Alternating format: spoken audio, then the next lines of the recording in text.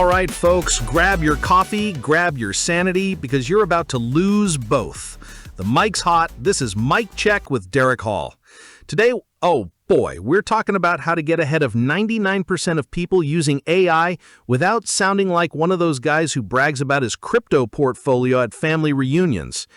Janet, let's get into it before I already regret this. Good morning to you too, sunshine.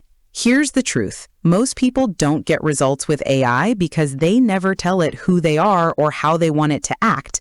That's where two key tools come in: master prompts and system prompts. Think of them as your Tinder bio and your dating standards. So you're saying people are out here swiping with AI but not even telling it what they're into. No wonder their outputs read like a toaster manual. Exactly. A master prompt is basically a profile of you, your role, your goals, your preferences, your tone. It's the who you are. A system prompt is the rules for how you want the AI to behave. That's the how you want it delivered. So I tell the AI, I'm Derek. I host a podcast. I like my news with extra sarcasm, and I break out in hives if you use M-bashes. That's my master prompt. And then the system prompt is basically saying, talk to me like you've had coffee, but not a personality transplant. Perfect. And once you've got both, your output stops sounding like Dear Sir or Madam and starts sounding like you. Most people never do this, which is why they complain that their AI sucks. Truth bomb, it's not the AI, it's them. Well, thank you for insulting half the audience right out of the gate. Love it. They'll thank me later, or they'll cry into their messy prompts. Either way, moving on. All right, hit me. What's the next move? You've got to use canvases. Think of it as a Google Doc that lives inside your AI. You generate an output, save it as a canvas, then refine it over time. Instead of rewriting from scratch, you edit, polish, tweak, until it's exactly how you want it. So like writing a term paper in college, except instead of panicking at 3 a.m. with Cheeto dust on my face, I have an AI assistant who doesn't judge. Correct, though I do judge. And the pro move is this. Once you've refined the output in the canvas, you tell the AI, now write the system prompt that would have produced this from the start.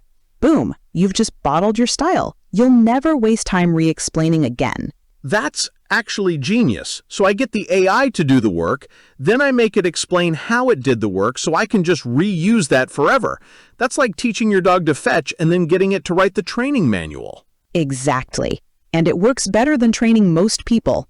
All right, so we've got master prompt, system prompt, canvases. What's next, or are we done making me feel unorganized? Oh, we're not done. Enter projects. Think of them as a war room.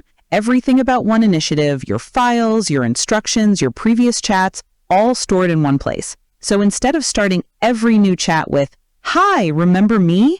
the AI already knows you and your project context. Finally, a way to stop sounding like I'm introducing myself to a goldfish every time I log in.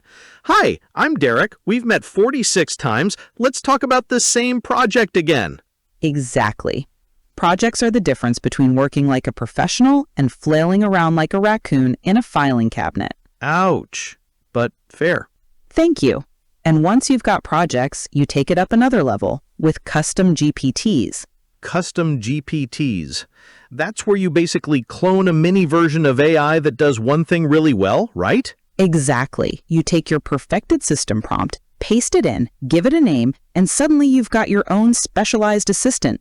You can share it with your team, sell it, or just brag to your friends that you've got a robot intern who never takes bathroom breaks. So basically I can build an army of little Dereks that all do my work for me. Terrifying thought, but efficient. Terrifying is correct.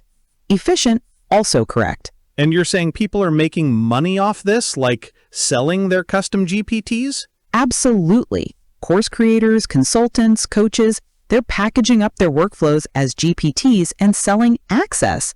That's IP in the future. Your prompts, your process, your automations. Great. So not only do I have to compete with every influencer on YouTube, now I have to compete with robots they've trained to be even more annoying.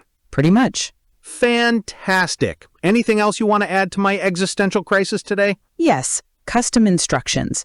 This is the simplest but most ignored. It's basically telling the AI, here's what I always want you to know about me, and here's how I always want you to answer.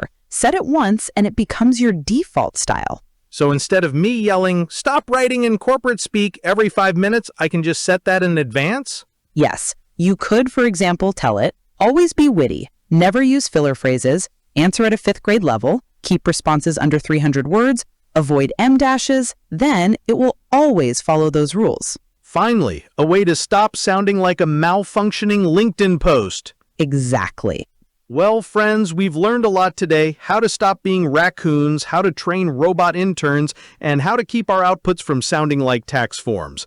Janet, any last words before I wrap this circus up? Sure. Replay time. Step 1, make a master prompt so the AI knows who you are. Step 2, refine in a canvas and backwrite a system prompt. Step 3, use projects to centralize context. Step 4, build custom GPTs to scale your workflows. Step 5, set custom instructions so your AI always sounds like you. Follow that, and you're already past 99% of people still fumbling around. And on that note, we're out of time. Well, friends, that's our show for today. Remember to be curious and subscribe and like for more content like this. Until next time, be curious.